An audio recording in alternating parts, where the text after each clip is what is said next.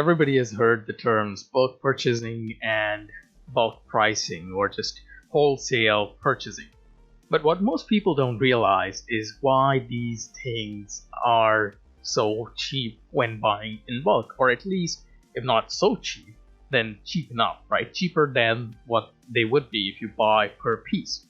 Suppose I'm a grape seller, right? And there's another grape seller that's just right next to me, right? Now, I've decided that I'm not going to sell my grapes in bunches of more than two, while my competition, the guy right next to me, he doesn't care. He gives grapes to anybody in whatever quantity they want. When I try to do this, when I try to sell grapes one by one and not allow bulk purchasing, essentially your high volume supply from my end, what I do is I extend the amount I have to be dependent on current demand that exists for my grapes. So some days I'll have less grapes sold, some days I'll have more grapes sold, right? But in a sense, what happens is I still have to wait around and sell my grapes one by one, be dependent on when the customers are coming in, when they're not coming in, perhaps have to put my grapes on a discount when there's a low amount of customers, especially when my grapes are about to, become older, so they're more raisin-like, they have less moisture in them. My competition, on the other hand, what he does is he sells by the crate, right? And he offers a discount on these crates. I'm not offering any discounts. I'm arrogant, right? He's offering all the discount. What ends up happening is that over time, as demand changes, I have to change my pricing based on this demand. And some days I'll have a lot less profit compared to the previous days. Meanwhile, the grape seller right next to me, because he sells by the crate, and this is a hypothetical example, I mean, obviously everybody in the market realizes what I'm about to say, but that guy sells by the crates. So his inventory is gone a lot earlier, and he can order a new batch of grapes and sell a lot more grapes in a shorter amount of time than I did, right? He can sell a lot more, and he discounts this selling in crates. Now, why does this guy discount the selling of these grapes in crates, right? When you buy individually, this guy has the same price as I do, right? But then when you buy a lot of them, he has the prices, become cheaper for you to buy, like in dozens or what have you. The real reason is that when a customer buys a lot of your stock or anything, he's taking away the trouble of your future demand from you. And that is a service that that customer is providing you. And for that service, you discount them, right? Because you have uncertainty in the future of what the demand is going to be. But that uncertainty is taken care of by this customer who's coming to you right now, taking all your stock. Now, a side effect of this is that with that bulk purchasing that you have right now, you have opportunity to get more stock in and sell a lot more stock in a shorter amount of time with this bulk purchasing, right? So, one of the side effects is that he allows that immediate, cash to come in for you to order it. But that's not the major reason why bulk purchasing is done. The real reason why bulk purchasing is done is because the trouble of future demand is lifted from you, right?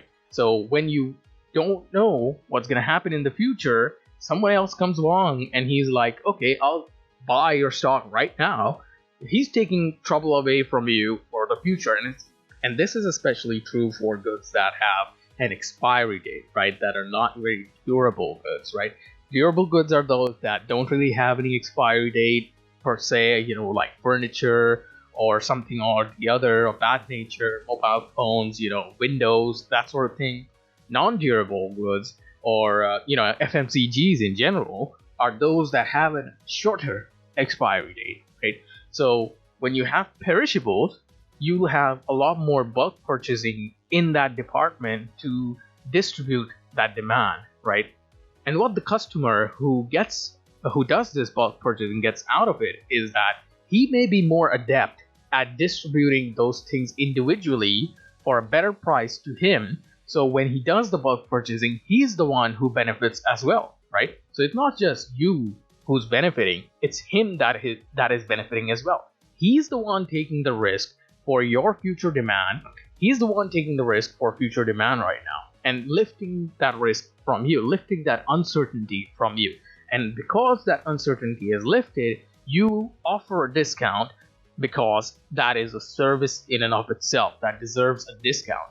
Now, one of the reasons why these discounts are also existed is not just that uncertainty service that this guy is doing to you when purchasing these things. That may be a very one-sided, myopic view.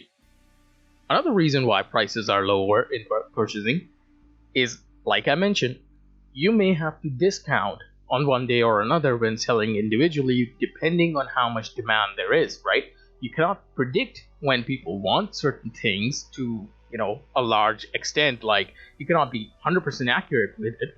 So some days you might have to lower the price, and some days you might have to increase the price. But generally, if you have to get rid of something that is perishable, you might have to lower the price to the point that you have to cut your losses instead of making any amount of profit, because instead of having them rot and becoming of zero value, you might as well get something out of it and cut your losses so that you can order your next stock on a much lighter loss than you would otherwise, than just having been sitting there waiting for a customer and nobody arrives and they're just gone, right?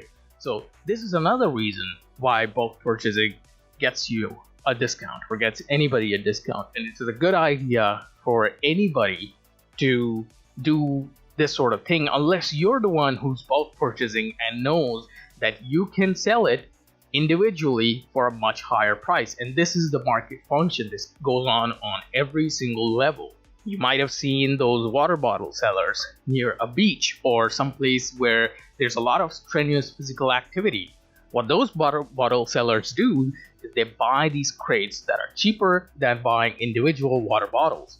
And they predict, like entrepreneurs, where these locations are, there'll be a lot of people that may not have brought a water bottle with them because they're having fun and they don't really want any those sort of strings attached. They probably just have their phone or a bunch of cash in a wallet somewhere with shorts and t-shirts, and that's about it. They might want immediately some water for them to drink, and for that they're willing to pay a premium. So you might be on a Friday or Saturday going to these beaches with those water bottle crates that you bought and sell these bottles individually for a higher profit than the purchasing price that you paid for the entire crate. And that lends you, that takes the responsibility from the other guys who you bought the water bottles from to you to sell them, right? So the risk is now on you to sell these water bottles. Now, of course, it is possible that you can not sell these water bottles even on a good day where you expect there to be a lot of customers for you. Maybe there's a lot of competition, maybe you didn't place yourself in the right location and whatnot. There are several factors that come into play, but those are on the entrepreneur to risk, not really account for that. And this is what happens in the market on multiple levels. It's not just one bulk purchaser goes to another and they are the ones having to sell it individually. The ones that are getting it from the factory, they're getting it in tons and tons, right? So they give it to someone for quintals, which is 100 kilos, right? And from the guy who's bought quintals, somebody might get tens of kilos or something or the other, right? And from then on, this whole chain keeps going on, right? You might take the example of anything that can go out of trend as well, right? So for example, smartphones, right? Smartphones for someone purchasing in bulk might be cheaper because there's new smartphones every month or weeks even nowadays. And to get rid of that demand from someone is a big burden lifted off of them to sell these individually in such a short amount of time. I think I've pretty much cleared it with how this takes place. If you have any questions or thoughts, leave them in the comment below. Yeah, leave a like and subscribe if you want a little bit more of this. and I'll see you later.